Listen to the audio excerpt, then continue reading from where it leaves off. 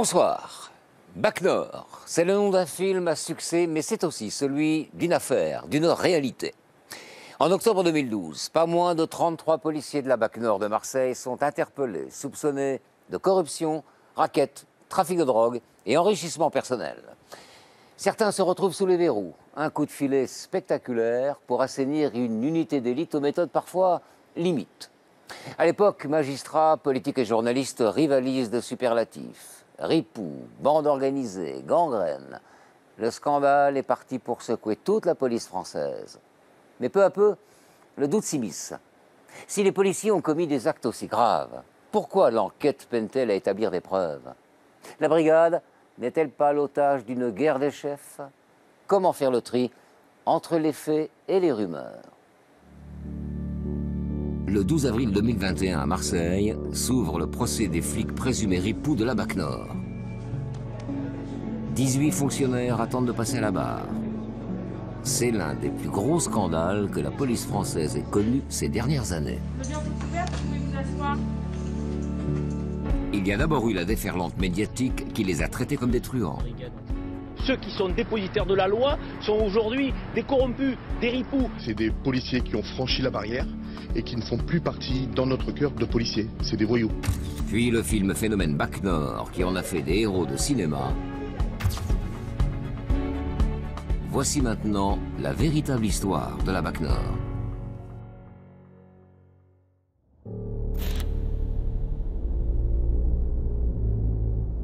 Mardi 2 octobre 2012, 9 h du matin à Marseille, un coup de filet se prépare. On est debout tous les deux avec mon mari et on entend police, police, mais très très fort. J'y crois pas, sur le coup, j'ai même du mal à y croire. Laetitia J est femme de policier. Ce jour-là, elle ne s'attendait pas à voir débarquer l'IGPN, l'inspection générale de la police nationale. Je réalise que c'est grave quand je vois dans quel état on met ma maison. C'est pire qu'un cambriolage. Le lit retourné, les draps jetés par terre. Il dévissait même les jouets de ma fille. Dans ma chambre, les dessous qui sont par terre, les habits. La maison est sans dessus-dessous. Les inspecteurs sont persuadés de trouver de l'argent et de la drogue. Et voilà que sous le compteur électrique, ils tombent sur les barrettes de cannabis. 78 grammes exactement.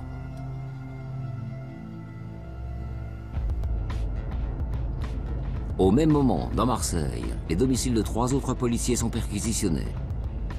Tous appartiennent à la brigade anticriminalité des quartiers nord de la ville, la Bac Nord. La police des polices fouille ensuite le commissariat de la brigade. Les enquêteurs s'intéressent d'abord aux vestiaires. Dans les casiers, ils trouvent de l'argent liquide, des bijoux, un sac de luxe de contrefaçon et 400 grammes de résine de cannabis. Puis ils inspectent les faux plafonds et là, ils découvrent encore des sachets de hashish. 33 policiers sont suspendus, la moitié des effectifs de la Bac Nord. Un cataclysme dans la police marseillaise.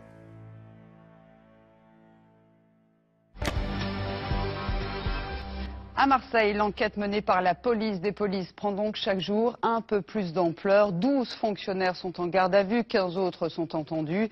Les perquisitions menées ces dernières heures sont accablantes. Les 12 fonctionnaires présumés ripoux ont été entendus toute la journée. Leur garde à vue se prolonge dans les locaux de cette gendarmerie. Des enquêtes approfondies sont en cours sur les comptes bancaires des gardés à vue. La police des polices serait sur la trace de dizaines de milliers d'euros. Les policiers sont soupçonnés d'avoir soutiré de grosses sommes d'argent à des dealers. Ils sont traités comme de vulgaires voyous. Dans la foulée, le procureur de Marseille organise une conférence de presse. Ces mots frappent fort. On a une gangrène, je ne sais pas si c'est le bon terme, qui a frappé, qui a touché ce service. Patatras, pan, arrive cette affaire et les propos du procureur. Le ministre de l'Intérieur vient tout juste d'être informé.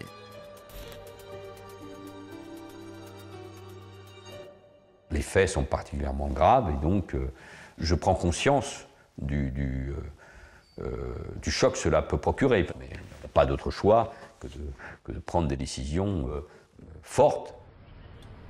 Manuel Valls décide aussitôt de dissoudre la BAC Nord. Une mesure exceptionnelle. Devant les journalistes, le ministre use lui aussi des mots les plus durs. Il n'y a pas de place dans la police pour ceux qui se détournent des règles, pour ceux qui salissent l'uniforme de la police. Merci. Mon souci, c'est qu'on comprenne que l'action de la police sur Marseille, en général, mais sur Marseille, ne va pas être entravée, entachée, salie par ces agissements. Les 12 policiers incriminés passent 4 jours en garde à vue, un délai habituellement réservé au grand banditisme. Puis le couperet tombe, 7 d'entre eux partent pour la prison. À l'intérieur du véhicule, encadré par des enquêteurs de l'IGPN, un policier de la BAC. Il quitte le palais de justice pour la prison, comme 6 autres de ses collègues. Devant le tribunal, les policiers, la famille accusent le coup. Là, j'avais tout son dossier et je fais tout tomber par terre. Toutes les feuilles, je les fais tomber par terre parce que j'y crois pas. Et je me rappelle avoir tellement... j'ai pleuré et j'ai appelé mon père parce que je croyais pas à ce qui était en train de se passer. Les chefs d'accusation sont lourds. Vol et raquettes en bande organisée, trafic de drogue et violence aggravée. Ils risquent 20 ans de prison. Que s'est-il passé pour que la BAC Nord, considérée jusque-là comme la meilleure BAC de France, soit décimée du jour au lendemain? S'entendre dire qu'il a sale l'uniforme, c'est la pire des insultes. Ces flics sont-ils vraiment des ripoux? Ou ne font-ils que répondre à la pression de leur hiérarchie? Il fallait bricoler, il fallait parfois mentir pour arriver à mener notre mission de policier de terrain. Ils ne sont pas cadrés. Ils ne sont pas cadrés par la hiérarchie intermédiaire, par les officiers. L'affaire de la BAC Nord, c'est aussi l'histoire de fonctionnaires victimes d'un conflit à la tête de la police marseillaise. Il y a cette guerre de chefs, on savait que tôt ou tard ça allait déraper. Oui.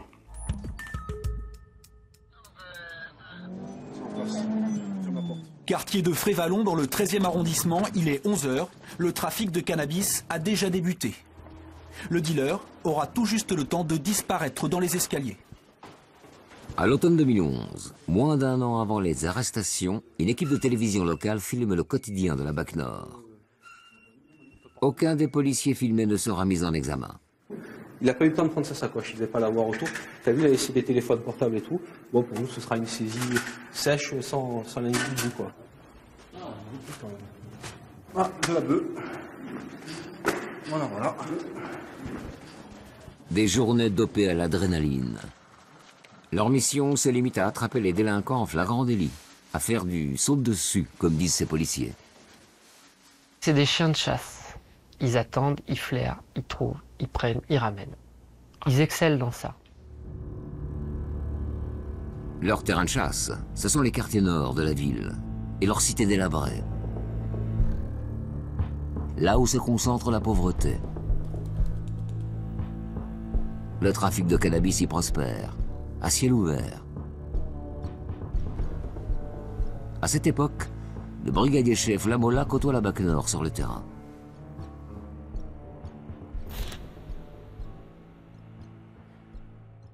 C'est des gens qui avaient un courage énorme de se rendre dans les nécessités, où plus personne ne voulait se rendre. Quand on travaille dans ces nécessités-là, si vous donnez un coup de pied dans une porte, des dealers, il en tombe 10, voilà. Dans ces quartiers, une guerre des territoires fait rage entre trafiquants. Règlement de compte à Marseille cet après-midi vers 17h. 2 hommes d'une vingtaine d'années ont été abattus dans une cité très sensible. Un nouveau règlement de compte à Marseille, le 2e en 24 heures. 2 hommes en scooter faisant feu sur une voiture. Bilan, 1 mort, 1 blessé. Sur ce terrain cabossé, les baqueux, comme on dit dans le jargon, apparaissent comme des héros pour les uns, des cow-boys sans gêne pour les autres. Mais aux yeux de leur hiérarchie, la BAC Nord est surtout la championne du chiffre, la reine des arrestations. C'était à l'époque la meilleure BAC de France avec 4500 interpellations par an. On était soumis à cette époque-là, et il l'était encore plus que moi, à cette politique du chiffre. Donc avec une pression terrible de la hiérarchie, faire toujours plus d'interpellations, ça a été vraiment pour moi un désastre. Chaque équipe de la BAC Nord doit réaliser 2 interpellations par jour. Et pas n'importe lesquelles. Dans cette note de 2010, qui n'a jamais été rendue publique, le chef de la brigade détaille des objectifs surprenants, infraction par infraction. Chaque patrouille doit notamment réaliser 60 arrestations par an pour vol de véhicules ou encore 42 pour trafic de stupéfiants.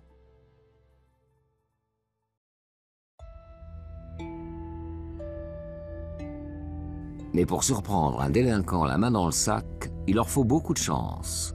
Ou alors, pour certains, recourir à des procédés illégaux.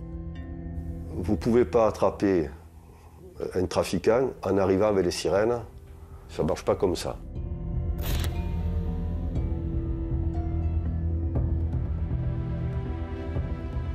Illustration en janvier 2012. Ce jour-là, les membres de la BAC Nord font l'actualité grâce à une saisie record de 10 Kalachnikov. Officiellement, ils sont tombés par hasard sur la voiture transportant cet arsenal.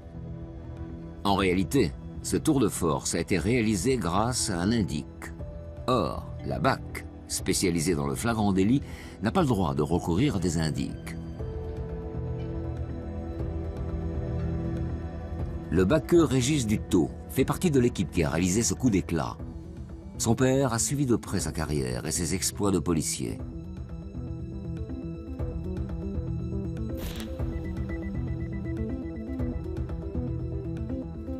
Il se souvient du concert de louanges qui a salué la saisie des Kalachnikov. Bon, là, les autorités se sont félicitées de cette opération. Il y a eu une conférence de presse, il y avait le procureur d'Alès, il y avait le préfet de police, il y avait tout le monde. Ils ont félicité la BAC, etc. Mais personne ne s'est posé la question comment ce service-là est tombé sur cette voiture. Bon, sauf que c'est parce qu'il y a eu une info par un indique. Voilà, donc ce sont les indiques qui servent à ça. À la BAC, Régis Dutot a son propre indique. Il le paie avec du cannabis récupéré au cours des interpellations. Là encore, ça lui est interdit. Comme il n'allait pas les payer avec son salaire, il y a cette façon de faire qui n'est pas légale, mais qui n'est pas non plus tellement inconnue de l'ensemble de la hiérarchie. Ce procédé lui a valu d'être mis en examen pour détention de stupéfiants lors du scandale de la BAC Nord. Tout le monde savait que Régis Dutot avait un informateur. Et tout le monde savait que la BAC ne disposait pas des deniers permettant de rémunérer un informateur. Il savait pertinemment qu'il se débrouillait un peu comme il pouvait pour rémunérer son informateur. Ça n'intéressait personne de se poser des questions.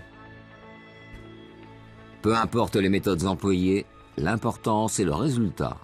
Et celui-ci réjouit la hiérarchie. Les officiers ont bien conscience des contraintes qu'ils font subir à ces fonctionnaires au quotidien. En contrepartie, ils leur laissent les coups des franches.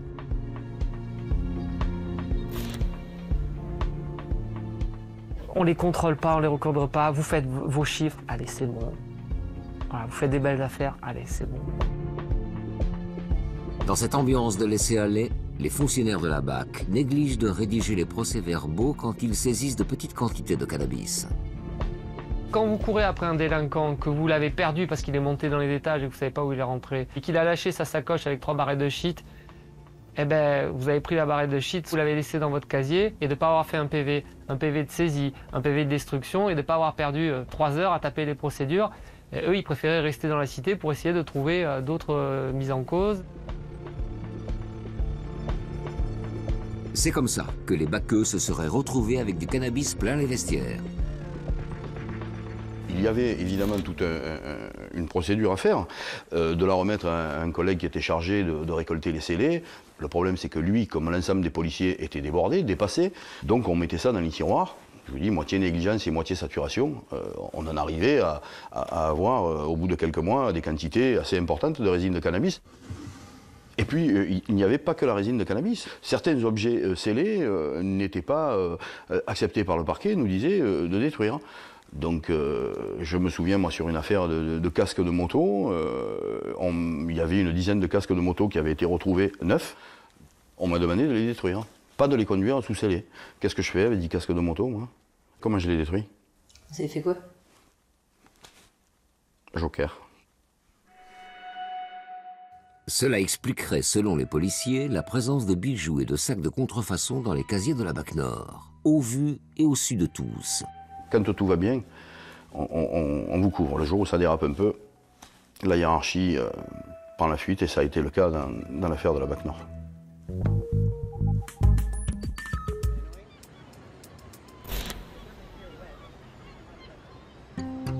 Les prémices du scandale remontent à l'automne 2009.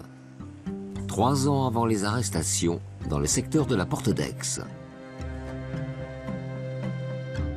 Tout est parti d'un militant associatif de ce quartier très pauvre du centre-ville.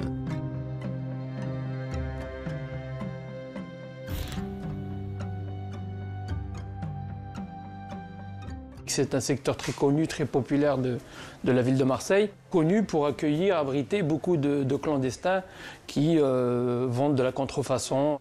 À l'entrée de Marseille, c'est un marché sauvage qui ne cesse de s'étendre. Ici, on peut trouver des jeans de marque à 10 €, des jouets et même du matériel informatique à des prix défiant toute concurrence. Un jour, j'assiste à une interpellation d'un individu et les policiers qui sont civils de la BAC font entrer l'individu dans une entrée d'immeuble, ressortent avec des gros sacs de sport pleins de cigarettes, mettent ça dans leur coffre et quittent la scène. Ce qui m'interpelle, c'est que le jeune en question quitte l'entrée d'immeuble, remonte la rue et les policiers partent de leur côté. Il n'y a pas d'interpellation comme on connaît d'habitude. Et c'est pour ça que c'est à partir de là où je me suis intéressé et j'ai commencé à investiguer de mon côté. Omar Djelil en déduit que ces baqueux raquettent les vendeurs à la sauvette. Il dénonce les faits auprès des autorités policières. Je vais être convoqué par une femme, officier de police, qui va reprendre les éléments qui sont à sa disposition. Je vais les confirmer, je vais signer mon PV d'audition. Et un peu plus tard, je recevrai une lettre de fin de non-recevoir. L'affaire est classée sans suite. Parole d'habitants contre parole de flics, les investigations tournent court. D'autant que le vendeur à la sauvette ne porte pas plainte. Mais à Marseille, cette affaire fait jaser et la rumeur commence à enfler. Les méthodes douteuses de la BAC Nord deviennent une histoire qu'on aime se raconter dans les cités. Fin 2010, les dealers avaient comme stratégie de défense de dire voilà, les baqueux m'ont soulagé de 1000, 2000 € dans ma fouille, il y en avait plus.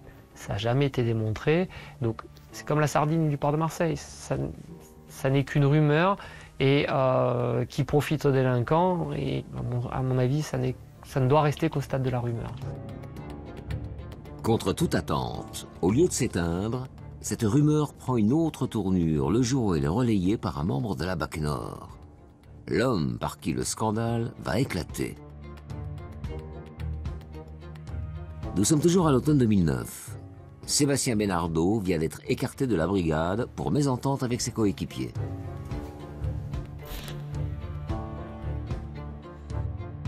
Quand j'arrive à la BAC, il y avait déjà un groupe avec lequel je ne m'entendais pas du tout. Il y avait juste le fait que je suis une personne à part entière, que j'ai mon franc-parler. Je disais juste haut et fort tout ce que tout le monde pensait.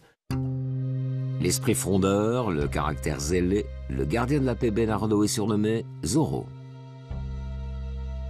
Quand il intègre la BAC Nord en 2007, il réalise son rêve de môme. À titre personnel, c'était un challenge, c'était atteindre le meilleur de ma carrière. La BAC Nord, c'est là où tous les policiers qui ont ce goût de l'adrénaline, ce goût du travail accompli, se doivent d'aller. Sa mutation est d'autant plus dure à vivre. Lui reviennent alors en tête les petites combines de ses collègues sur lesquelles il aurait fermé les yeux. S'il y a moyen de récupérer un paquet de clopes pour aller éviter de l'acheter à 10 €, ben ils le font. Oui. Et c'est pas de l'enrichissement personnel où ils récupèrent des 3, 4 000, des 10 000 euros. C'est des petites sommes au quotidien qui vous servent pour vos cigarettes. C'est juste pour éviter de sortir de l'argent de leur poche. Sébastien Benardo entend lui aussi les dealers se plaindre de raquettes. Il n'est jamais témoin direct, mais il se forge une conviction. Un dealer qui se fait alpaguer par un autre groupe de la BAC qui nous dit on m'a dépouillé ma sacoche, etc. Et, je vois pas l'intérêt de dire ça si ça n'a pas été effectif. Quand on allait dans le bureau du capitaine et qu'on lui expliquait ce qui se passait, il nous disait toujours oui, il faut pas croire tout ce que les délinquants vous disent, etc. Donc au bout d'un moment, effectivement, vous en avez marre, quoi. Donc voilà. Dès lors, le policier n'a de cesse de dénoncer ses anciens collègues. Pendant des mois, personne ne le prend au sérieux, jusqu'à sa rencontre avec un homme très haut placé. Le 31 août 2011, Marseille change de préfet délégué à la sécurité. À 9 mois de l'élection présidentielle, le président Nicolas Sarkozy s'inquiète. Dans la cité phocéenne, les chiffres de la délinquance sont mauvais. Depuis le début de l'année, les vols à main armée ont augmenté de 40%. Marseille est une vitrine en matière de sécurité. Ces piètres résultats risquent d'être au cœur de la future campagne. Le chef de l'État dépêche donc l'un de ses fidèles pour sauver son bilan. Le nouveau sauveur, c'est lui. C'est en tout cas ce qu'espère le gouvernement. Alain Gardère, 54 ans, chargé de remettre de l'ordre dans la cité phocéenne. Présenté en grande pompe hier par le ministre, le tout nouveau préfet a pris ses fonctions officiellement ce matin. Pour marquer le coup dans l'opinion, le ministre de l'Intérieur, Claude Guéant, est venu lui-même installer le nouveau préfet. Alain Gardère a pour mission d'agir vite et que cela se voit. C'est la première fois qu'il s'exprime sur l'affaire de la BAC Nord.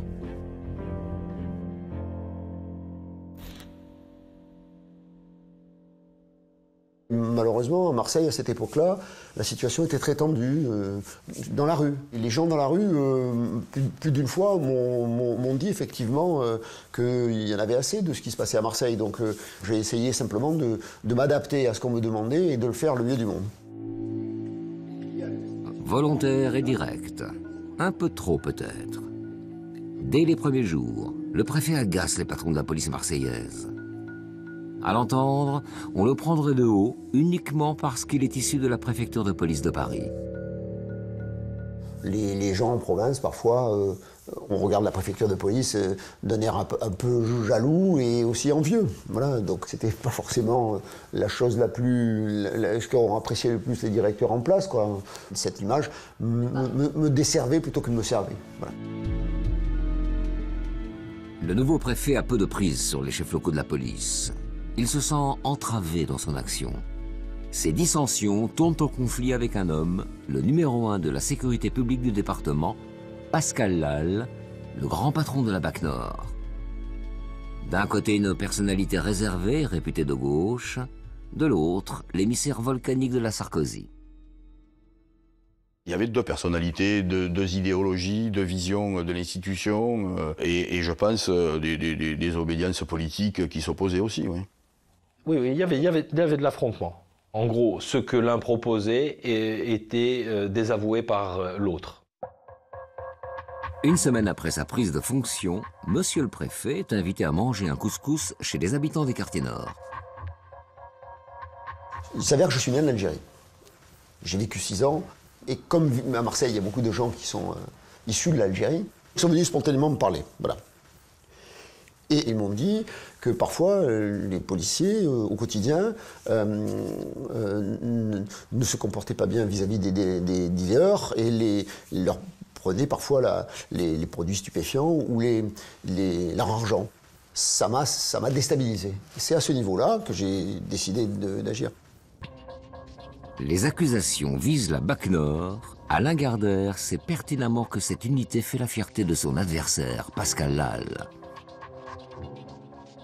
Alors, quelques semaines plus tard, quand le préfet reçoit un appel de l'ancien baqueux Sébastien Benardo, il le convoque immédiatement.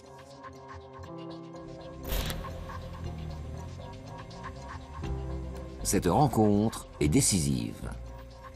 Le 21 octobre 2011, en fin de journée, Sébastien Benardo entre discrètement dans la préfecture de police de Marseille.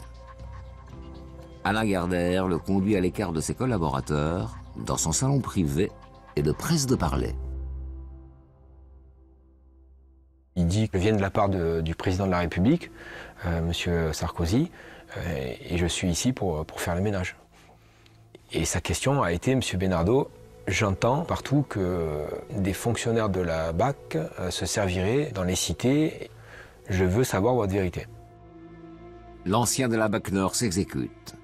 Il détaille longuement tous les méfaits dont il accuse ses anciens coéquipiers. C'est un policier qui peut-être avoir un côté un peu hâbleur. Néanmoins, l'entendre de la bouche d'un ancien baqueux, puisque c'est comme ça qu'on les appelle, c'est assez troublant. À entendre Sébastien Benardo, Alain Gardère ne cacherait pas ses motivations profondes. Gardère, il me dit ouvertement qu'il veut la tête de Lal, mais il ne me dit pas le pourquoi du comment. Le préfet appelle aussitôt le directeur de l'IGPN de Marseille, dont le bureau est situé à l'étage du dessus. Je lui demande de venir écouter ce que dit ce policier. Au bout du fil, Didier Cristini. Ce commissaire divisionnaire descend immédiatement. Il connaît le préfet de longue date. Il se tutoie même. M. Cristini, il est troublé comme moi, et il a une décision à prendre. Didier Cristini annonce d'emblée qu'il s'empare de l'enquête. Entre les trois hommes, un pacte aurait été scellé. Ça se finit par une mise en garde du préfet en me disant « je vous demanderai de rester très discret ». Si on doit se voir, on ne se verra plus à mon bureau. Et M. Cristini sera en charge de faire notre trait d'union, entre guillemets, entre vous et moi. Et c'est à lui que vous rendrez compte à chaque fois, et c'est par lui que je vous passerai des messages ou autres. Dès le lendemain, encouragé par le préfet, Didier Cristini se met au travail. Il tient là l'enquête d'une vie. Le commissaire est un taiseux, un fonctionnaire à l'ancienne, l'homme idéal pour œuvrer dans l'ombre. Il commence par ressortir les auditions où des dealers ont accusé des membres de la BAC Nord. En 2009, un dénommé Mehdi est arrêté par 3 policiers en forme blanche. Il raconte sa fouille.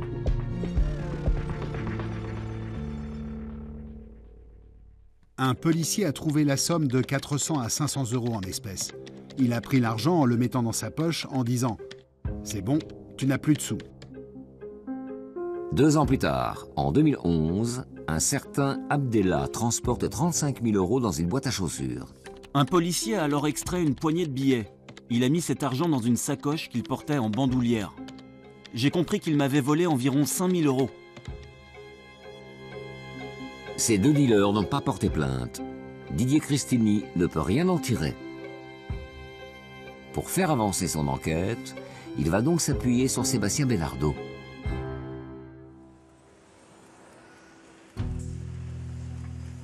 Toutes les 3 semaines, les 2 hommes se donnent rendez-vous dans une brasserie à 10 minutes à pied de la préfecture de police de Marseille. On essayait d'être le plus discret possible parce qu'il ne fallait pas que des fonctionnaires de police puissent nous voir ou autre. On essayait toujours d'arriver chacun à des instants différents. M. Cristini va expliquer comment fonctionne la BAC. Les groupes, puis surtout, et sur quelles affaires on a pu voir des méfaits de certains fonctionnaires de la BAC. Le chef de l'IGPN de Marseille a aussi apporté des plans du commissariat des quartiers nord. Il a fallu lui expliquer où certains fonctionnaires cachaient ce qu'ils récupéraient. Et lui expliquer exactement par rapport au casier où était planquée la résine de cannabis, etc., etc. Ils ne sont pas allés taper dans les plafonds par hasard. Hein. Je lui avais dit que cette planque était une planque sûre et certaine.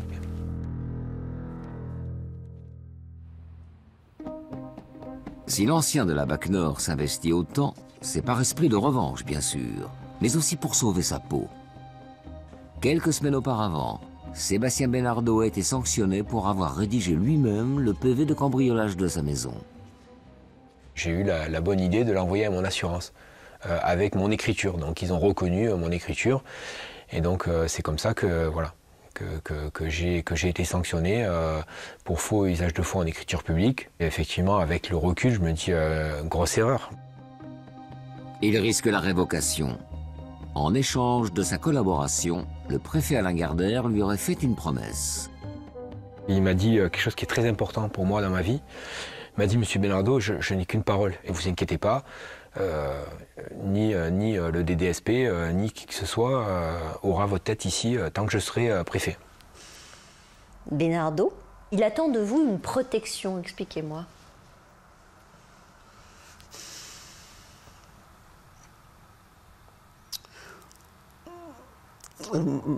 Alors, je regrette que cette affaire tourne autour du nom de ce policier. Au bout d'un moment, il a cherché on dirait, à tirer la couverture à lui. C'est pas péjoratif. Néanmoins, c'était un petit peu désagréable.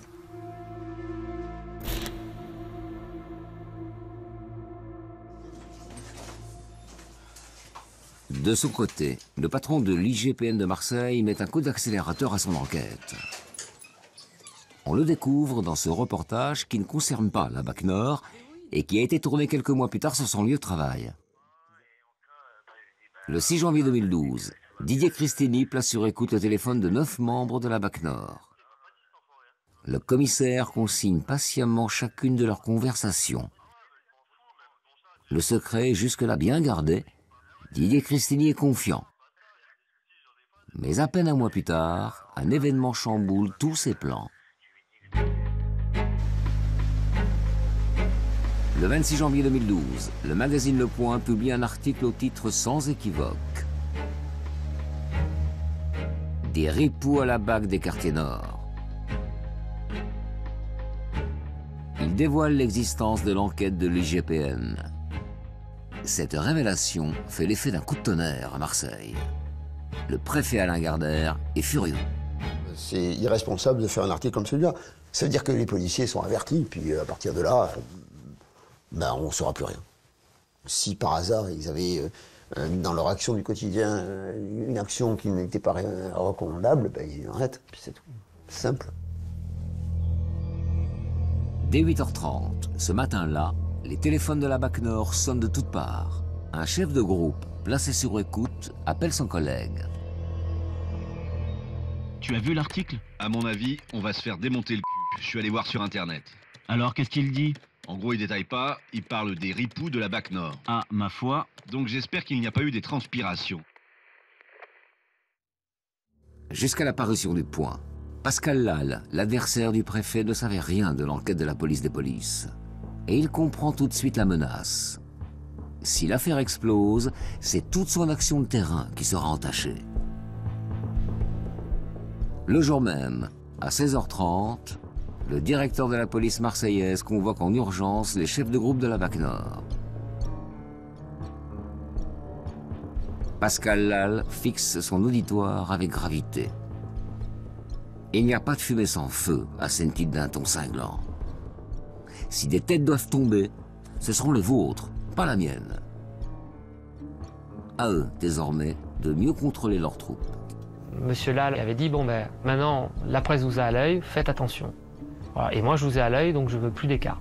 Il avait été rappelé à l'ordre, donc il risquait pas de faire un pas de travers.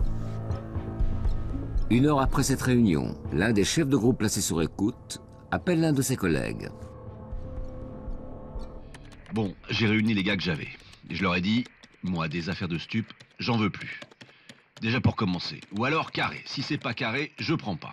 Le mec, il est interpellé, on fait comme d'habitude. On le ramène avec ce qu'il a, et puis c'est fini. Voilà. Bon, on parlera mieux demain. Le chef de l'IGPN accuse le coup. Il écrit au procureur de Marseille. La diffusion de l'article du Point vite connu des policiers de la BAC Nord a encore accru la méfiance qu'ils avaient vis-à-vis du téléphone.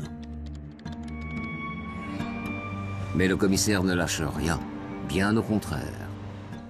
Pour relancer son enquête, Didier Cristini demande de recourir à des moyens exceptionnels, la mise sur écoute des voitures de la BAC Nord. Pour cela, il a besoin de l'aide du préfet. Je trouve que c'est un gros dispositif. C'est un gros dispositif. quelque chose que, on va dire, je n'avais pas connu. Voilà. Donc je pensais même pas que c'était possible, pour tout vous dire. Voilà.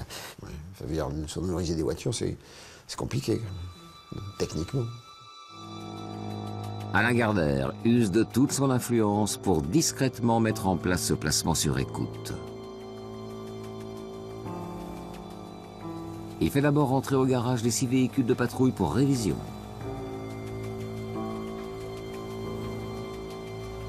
Il obtient ensuite l'envoi de Paris de techniciens du RAID, l'unité d'élite de la police nationale. Ces derniers profitent de la nuit tombée pour cacher les micros sous les tableaux de bord. Dans leur voiture, les baqueux se croiront à l'abri des oreilles indiscrètes. Parie alors l'IGPN. Ils se lâcheront.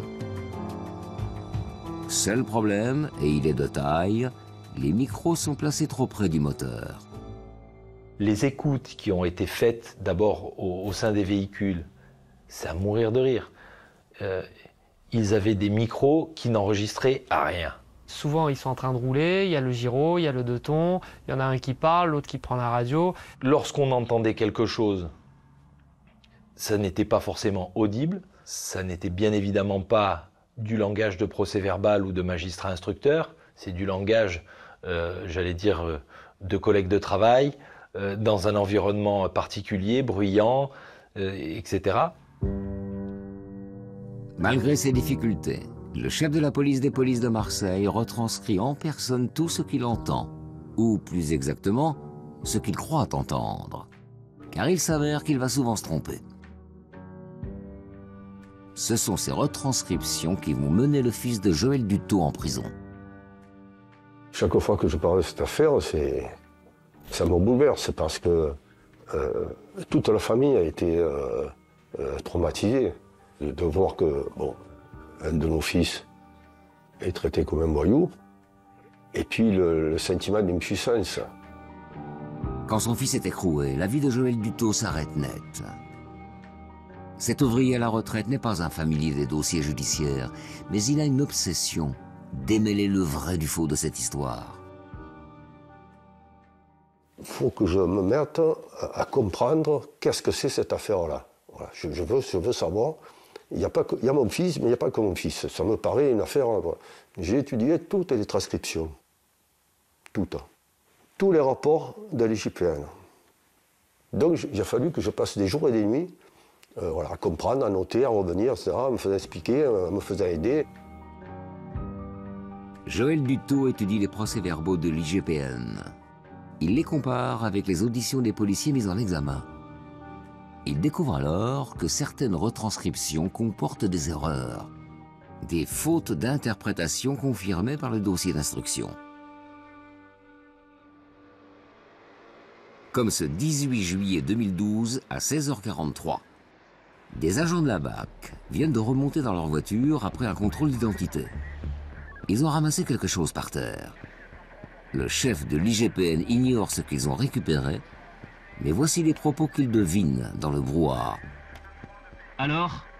Demande le conducteur. Pas terrible. Répond son collègue. Et puis il ajoute. 500, tu vas voir. Le conducteur. Tu nous passes ? L'IGPN imagine alors que les policiers sont en train de se partager un butin de 500 €. En réalité, voici ce qui se dit ce jour-là. Alors ? Pas terrible. Tiens, 100, tu vas voir. Ce n'est pas de l'argent, mais un petit sachet de marijuana que le policier tient dans sa main et fait sentir à son collègue. Un sachet sans grande valeur qu'il jette ensuite par la fenêtre. Il y a énormément de tronçons qui ont été considérés comme audibles qui ne l'étaient pas. Il y a des morceaux de phrases qu'on a complétés et il y a des morceaux de phrases qu'on a tronqués. C'est-à-dire que la police des polices, quand elle n'avait pas les éléments, se les est fabriqués. Au moment où Didier Cristini fait ses retranscriptions, il a tellement de mal à entendre ce qui se dit dans les voitures qu'il demande l'aide d'un laboratoire spécialisé en analyse acoustique.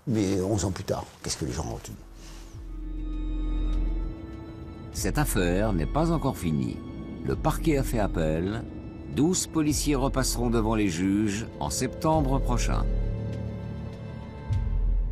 Et cette enquête n'est pas terminée. Nous allons revenir sur cette politique du chiffre appliquée à l'époque dans toute la police nationale et en particulier à la BAC Nord grâce à un document que nous nous sommes procurés. En attendant, je vous présente mes invités. Louise Fessard, bonsoir. Bonsoir. Vous étiez journaliste à Marseille à l'époque des faits. Vous travaillez alors pour Mediapart et vous étiez présente lors des conseils disciplinaires des policiers. Vous nous direz comment vous vous êtes retrouvée là et ce que vous en avez retenu. Rémi Mana, bonsoir. Bonsoir. Vous êtes secrétaire d'Alliance Police Nationale des Bouches-du-Rhône. Le syndicat est majoritaire à la BAC de Marseille et vous vous êtes beaucoup investi pour la défense des policiers incriminés. Alors j'ai envie de retourner la question que le préfet Gardère posait tout à l'heure. 10 ans après, qu'est-ce qu'on en retient? Autrement dit, ces policiers sont-ils, à vos yeux, coupables ou victimes, Louise Fessard? Pour moi, il y a eu des dysfonctionnements graves de la part de ces policiers dans leur pratique quotidienne. Mais ce qui s'est abattu sur eux ensuite était clairement disproportionné par rapport aux faits. Et c'est sans doute lié au fait qu'il y avait eu des prises de position très fortes à l'époque du procureur de la République et puis du ministre de l'Intérieur et une sorte d'emballement. Et les faits ont ensuite été démontés lors de l'enquête pour une grande partie. Mais le principal problème, c'est que comme d'habitude, comme souvent dans ces affaires de police, comme c'est le cas aussi dans les affaires de violences policières, on s'attaque plutôt à quelques fonctionnaires qui sont considérés comme des brebis galeuses plutôt que de poser les questions de fond. Et ce qui est dommage, c'est que suite à cette affaire, les questions de fond n'ont pas vraiment été posées, c'est-à-dire comment on intervient dans les quartiers, comment on fait face à des trafics de stupéfiants qui sont aussi colossaux et qui minent la vie des habitants et des habitantes des quartiers. Et là-dessus, la France est restée sur une position uniquement répressive et que ces questions de fond-là n'ont pas été ensuite posées. Rémi Mana, même question. Victime ou coupable? Vous savez, je suis policier, donc je considère que c'est des grandes victimes. Effectivement, ils ont été victimes d'un système. Ils ont été victimes d'hommes qui se faisaient une guerre. Et j'ai envie d'avoir une pensée, moi, aujourd'hui, pour tous ces policiers qui souffrent, et surtout leurs familles qui souffrent depuis 10 ans. Et quand on voit le reportage que vous avez fait, et d'ailleurs je vous félicite pour ce reportage, parce qu'enfin, un reportage qui dit la vérité. Enfin, un reportage qui dit des choses que les policiers savaient. Et pourtant, les policiers de la BAC ont refusé d'intervenir dans le documentaire. Bien sûr, il y a un appel en cours, ça va passer à la fin du mois de septembre. Vous comprenez bien que la justice va encore passer par là, continue à faire son travail, et ces policiers ne peuvent pas aujourd'hui intervenir. Alors, est-ce qu'on ne doit pas prendre parfois justement quelques libertés avec les règles lorsqu'on travaille sur un terrain aussi difficile que les quartiers nord de Marseille? En d'autres termes, est-ce que la fin justifie parfois les moyens? Vous savez, on est dans les quartiers nord de Marseille, et c'est la BAC Nord de Marseille. Ce sont des quartiers extrêmement difficiles. J'ai jamais vu personne faire une omelette sans casser des œufs. Aujourd'hui, quand on veut travailler avec ces gens-là en face de nous, si on arrive en leur disant « Messieurs, mettez-vous sur le côté, on va vous contrôler », ça ne fonctionne pas. Si on croit qu'on va arriver dans une cité, qu'on va faire 3 kilos de produits stupéfiants, comme ça, par hasard, ça ne marche pas. Aujourd'hui, il y avait un système qui était mis en place, c'est-à-dire qu'on avait besoin d'indics pour travailler dans la police. On a toujours besoin d'indics. Et dites-moi, la BAC a le droit d'avoir des indics? Bien sûr, mais alors, comment fait-on? C'est très facile de dire ça et de penser ça. Pourquoi? Ces policiers de la BAC avaient fait des affaires exceptionnelles, avec une affaire, où ils avaient levé 10 armes de guerre. On les avait grâce à des indics. Et là, tout le monde applaudissait des deux mains, tout le monde donnait des lettres de félicitations et tout le monde disait c'est les meilleurs policiers de France, parce qu'il faut le rappeler, c'était la meilleure BAC de France au niveau des résultats. Donc vous en avez quand même, vous n'avez pas le droit, mais vous en avez quand même. Bien sûr qu'on a besoin d'avoir des indics, c'est ça la vie de la police, c'est ça la vie l'insécurité en France, on ne la combat pas en arrivant dans des cités et en pensant qu'on va interpeller les gros dealers. Ce n'est pas possible. Il y a une fin qui justifie les moyens. On demandait effectivement, il y avait une politique du chiffre à l'époque.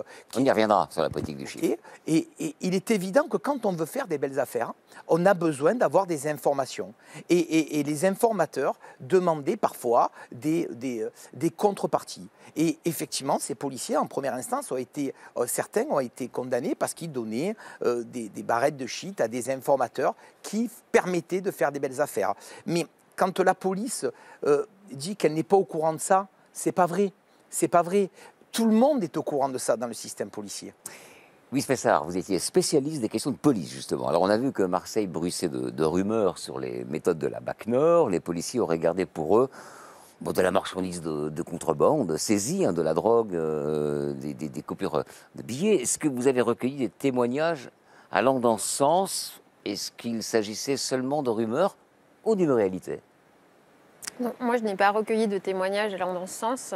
Il y avait eu des plaintes, effectivement, avant l'affaire de la BAC Nord, de dealers qui étaient remontés dans la hiérarchie policière, mais qui n'avaient pas pu donner lieu à une vérification. Voilà, donc, si ça s'est passé, les dealers ou les petites frappes n'ont pas osé porter plainte. Donc, par définition, on ne l'a pas su, peut-être. C'est une possibilité, mais en tout cas, à partir du moment où derrière, il n'y a pas eu de condamnation dans ce sens. C'est resté au stade de la rumeur. Alors, vous parliez de la politique du chiffre. On a vu qu'à l'origine des dérives, il y a cette politique mise en place par Nicolas Sarkozy et la pression qu'elle génère. Alors, je vous propose tout de suite d'écouter le témoignage de Marc Lamola, l'ancien policier de Marseille, que nous avons vu dans le documentaire, justement. J'ai vu réellement la police changer, moi, à partir de la mise en place de cette politique-là. On a réellement vu les services se fourvoyer, les missions être dénaturées et avoir malheureusement des policiers qui adhéraient complètement à cette politique pour l'obtention d'une prime dérisoire qui varie entre 500 et 1000 euros par an. Voilà. Donc ça a été vraiment pour moi un désastre, de voir la police que j'ai aimée se paupériser de cette manière-là, parce que je pense que c'est une paupérisation du service public. Et de voir les missions, notamment de la BAC, être totalement dénaturées. Ça fonctionne encore aujourd'hui comme ça. Aujourd'hui, on quantifie l'efficacité de la police par rapport au nombre d'interpellations et au nombre de procès-verbaux relevés. Voilà, il faut interpeller, pour faire du chiffre, et que ces chiffres soient présentés tous les lundis en préfecture et qui remontent jusqu'au ministère. La police est devenue un enjeu électoral. Alors, avant de vous faire réagir, j'ai en main la note de service que l'on voit dans le documentaire, celle qui fixe aux policiers des objectifs en affaires. Ça, c'est l'expression, objectif en affaires. Alors, c'est en 2010. Chaque groupe de policiers doit intervenir 17 fois par an pour des vols avec violence, 12 fois par an pour des vols avec effraction, 60 fois par an pour vol, véhicule et 2 roues, et 25 fois par an pour recel. Alors, évidemment, quand on part sur ce postulat, c'est un peu compliqué. Si on n'atteint pas les objectifs, comment on fait? Alors déjà, ces notes de service, elles n'ont plus lieu d'être dans la police. Elles n'existent plus en des termes si précis. Mais Marc Lamola l'a bien dit, on est toujours jugé en fonction des chiffres qu'on va faire, surtout quand on est en BAC. Il ne faut pas se leurrer. Alors, vous allez avoir des meilleurs fonctionnaires qui ont 70 interpellations par mois, mais des interpellations qui sont un petit peu bidons. Et vous allez avoir les mecs qui vont faire 25 cambriolages, qui sont des interpellations qui sont extrêmement intéressantes et très difficiles à effectuer, et qui, eux, vont être moins bien jugés, parce qu'effectivement, ils vont rapporter moins d'interpellations. Ça, c'est le système qui dérive dans le mauvais sens. Ça n'existe plus, vous me dites. Mais à l'époque des faits de la BAC Nord, ça existait. Oui, ça existait parce que c'était le début de cette politique du chiffre, effectivement mis en place par Nicolas Sarkozy à l'époque. Alors, moi, ça me laisse penser qu'en faisant des choses comme ça, on ne fait pas confiance aux policiers. Croyez bien que si on voit des individus au volant d'un véhicule volé, on ne va pas les laisser passer. Si on voit des individus qui sont en train de cambrioler un appartement, on ne va pas le laisser passer. On n'a pas besoin d'avoir des chiffres et des statistiques pour travailler. Les policiers sont fiers de leur métier et ils ont envie de faire ce pour quoi ils sont payés. Louis Fessard, vous avez assisté, je le disais tout à l'heure, au conseil disciplinaire devant lequel les policiers en question incriminés ont été traduits. Comment vous êtes-vous retrouvée dans cette intimité professionnelle et policière? C'était assez inédit. Il faut savoir que les conseils de discipline ne sont pas ouverts à la presse, normalement. Mais il y a la possibilité pour les policiers en fait, de faire intervenir des personnes en tant que défenseurs ou défenseuses. Et donc ces personnes, ça peut être n'importe qui. Ça peut être classiquement un avocat ou un syndicaliste, mais ça peut être aussi un ami. Et dans ce cadre-là, en fait, c'est dans ce cadre-là que par une sorte de faille, en fait, que j'ai pu assister à ces conseils de discipline en tant qu'observatrice. Et moi, j'ai fait derrière mon travail de journaliste, c'est-à-dire de rapporter ce que j'avais vu et entendu surtout. Alors précisément, qu'avez-vous vu, qu'avez-vous entendu, quelle était l'ambiance, le comportement des policiers et leur hiérarchie? C'était une ambiance très très tendue puisque ces policiers y jouaient leur vie professionnelle lors de ces conseils de discipline. C'est des policiers qui, 1 an avant, avaient vécu pour certains 2 mois et demi de détention avant de pouvoir ensuite, après plusieurs mois de suspension, reprendre des fonctions policières à l'extérieur de Marseille la plupart du temps. Et donc c'était vraiment une ambiance très tendue. D'ailleurs, normalement, ces conseils de discipline sont paritaires, c'est-à-dire qu'il y a la moitié de représentants de l'administration, enfin de la hiérarchie, et la moitié de représentants syndicaux du personnel. Et les syndicats avaient refusé de siéger lors de ces conseils de discipline. Donc, pourquoi? Pardon de vous couper, mais pourquoi? Puisque le syndicaliste est là. On savait qu'on allait à la boucherie. On avait bien conscience qu'on allait à la boucherie. On savait qu'on voulait massacrer ces policiers administrativement. Et d'ailleurs, je vous donne une petite anecdote, c'est que ces 7 policiers, quand ils sont sortis de prison, la juge a commencé à étudier l'affaire et franchement, la justice, pour le coup, a très bien joué son rôle. Et elle avait décidé, à la sortie de leur prison, de les réintégrer dans des services en dehors, effectivement, comme le dit Louise Fessard, de Marseille, du département. Eh bien, vous savez quoi? L'administration police, alors que la décision de justice était tombée, a mis 3 mois et demi à les intégrer dans un service hors département. Et pendant ces 3 mois et demi, ils leur ont interdit de travailler et ils touchaient 0 €. Alors justement, Louise Fessard, vous avez senti des vies brisées. Ça vous a marqué, ça? Vous, voir des policiers en pleurs, peut-être pour certains? Oui, forcément, de voir quelqu'un en pleurs, oui, ça marque. Oui, surtout quand c'est des personnes qui sont... Enfin, un peu des bonhommes, quoi, quand même. Dites-moi, Rudy Mana, ça me traverse l'esprit, comment ça se passe?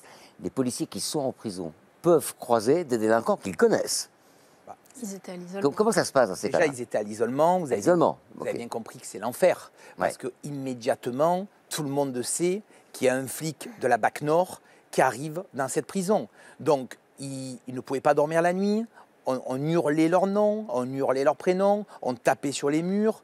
Ils sont complètement à l'isolement, c'est difficile pour eux de sortir de la cour pour des promenades. D'ailleurs, ils n'y allaient pas parce que vous savez que la prison, ce n'est pas des endroits non plus super sécurisés. Donc c'est très compliqué. Un policier n'est pas dans son contexte habituel puisqu'il est là d'habitude pour mettre les gens en prison. Et dans un tel contexte, c'est ultra difficile. Et ces 7 gars-là, ils auront dans leur tête toute leur vie et leur famille aussi. Au final, tous les policiers traduits devant les conseils de discipline de Marseille ont été sanctionnés. Il y a eu 10 suspensions, 3 révocations et 1 rétrogradation. Voilà, toute cette affaire a inspiré, vous le savez, le film BAC Nord de Cédric Jimenez, sorti en salle l'an dernier, qui a fait d'ailleurs un très bon score au box-office avec 2 200 000 entrées dans une période pourtant sinistrée par le Covid. Tu sais quoi, on sert à rien. On sert plus à rien. Les habitants des quartiers, ils ont même plus l'espoir qu'on vienne les aider, c'est fini. Arrête-toi! Arrête-toi! Arrête-toi, discute! Individu en fuite! Tu serais qui, toi? Tu serais pas ton insigne? Tu serais quoi? Tu serais quoi? Tu serais rien. Précisons que certains policiers impliqués ont servi de conseillers techniques à l'équipe et pour l'équipe du film. Alors, Rudy Mana, proche de la réalité ou pas, ce film? Oui, il y a une partie qui est très très proche de la réalité, il y a une partie qui est bien évidemment... Informatrice comme celle qui existe dans le film serait certainement plutôt une informatrice de la police judiciaire qui serait immatriculée, etc., qu'une informatrice de la BAC. Et ce qu'on demandait beaucoup à l'époque aussi à la BAC, c'était plutôt de faire des vols avec violence, des cambriolages et aussi des stupéfiants, mais peut-être pas à cette échelle. Et par ailleurs, sur le niveau de violence dans les quartiers, il y avait effectivement un vrai courage physique de ces fonctionnaires à rentrer dans ces cités parce qu'ils pouvaient se prendre toutes sortes de choses sur la tête. Et c'est arrivé, il y a eu des blessures. Mais les tirs sur des policiers, ça reste quand même quelque chose de très rare dans les quartiers nord de Marseille. Dites-moi, Rudy Mana, vous avez organisé, enfin votre syndicat a organisé début février une projection du film Bac Nord qui a fait grand bruit parce que vous avez convié certains candidats à l'élection présidentielle. Je cite Valérie Pécresse, Marine Le Pen, Éric Zemmour, ainsi que Gérald Darmanin qui représentait Emmanuel Macron. Quel était le but de cette projection? Alors déjà, on a convié tous les candidats à l'élection présidentielle, sauf un, Jean-Luc Mélenchon, par rapport à ses propos ignobles sur la police. Tous les autres candidats étaient conviés, tous. Certains ont décliné l'invitation et d'autres l'ont accepté. Le but, c'était de faire un grand oral de la sécurité, de savoir un petit peu ce qu'ils pensaient pour l'avenir des policiers, ce qu'ils pensaient pouvoir nous apporter s'ils étaient élus ou réélus. Et vous comprenez que l'équipe du film est hurlée à la récupération politique? Franchement, je vous le dis très honnêtement, hein, la police, nous, on ne fait pas de politique. Nous, on a envie d'avoir des élus, des gens qui nous respectent, qui nous aident et qui nous aiment. Les policiers ont besoin d'être aimés. On ne demande pas grand-chose, on demande de la reconnaissance. On demande juste à être aimé. Oui, c'est ça. Qu'est-ce que vous pensez de tout cela? Cette initiative, et puis ce qu'elle a donné? Moi, je voudrais revenir un peu quand même sur le film parce qu'il y a quand même un aspect qui m'a gênée, c'est le fait qu'il mêle des extraits, par exemple des conférences de presse du procureur de la République de l'époque ou du ministre de l'Intérieur de l'époque avec cette fiction. Ça donne le sentiment en fait que pour des personnes qui ne seraient pas bien renseignées, que c'est effectivement ainsi que les faits se sont passés et ce n'est pas le cas non plus. Alors, on a convié l'équipe du film qui n'a pas souhaité venir nous répondre. Rudy Mana, vous êtes toujours en contact avec des policiers impliqués dans cette affaire? Et si oui, comment vont-ils? Je suis toujours en contact avec beaucoup de policiers qui ont été impliqués dans cette affaire. Beaucoup ont repris dans des services sur Marseille ou aux alentours de Marseille. D'autres sont partis un petit peu plus loin. Comment vont-ils? Il y a un appel qui arrive bientôt. Tant que cet appel ne sera pas passé, vous comprenez bien qu'ils ne pourront pas évacuer la totalité de cette affaire. Ils essaient en tout cas de continuer à exister. Et je peux vous dire qu'il y a certains d'entre eux qui ont repris le travail aussi, comme avant, alors qu'ils auraient pu être dégoûtés par ce système-là. Et certains d'entre eux ont repris le travail exactement comme avant. Et je peux même vous dire qu'il y a des gens, une personne qui a été révoquée et qui gagne beaucoup plus aujourd'hui dans ce qu'il fait, puisqu'il est infirmier. Et si on lui disait aujourd'hui, tu reviens dans la police et tu vas gagner beaucoup moins, je suis sûr qu'il pourrait presque revenir dans la police parce que c'était sa chair, c'était son sang, c'était son cœur. Et on y a coupé tout ça, tout simplement parce qu'il faisait son travail de policier. Merci Louise Fessard, merci Rudy Mana. Ainsi se termine ce numéro d'Affaires sensibles. Enquête signée Linda Bendali pour Capa Presse, avec Benjamin Cellier et Mathias Denisot à l'image et Thomas Lost au montage. Vous pouvez revoir l'émission en replay sur franceinfo.fr, rubrique magazine. Et bien sûr, nous on se retrouve à la radio du lundi au vendredi à 15h sur France Inter. Bonsoir.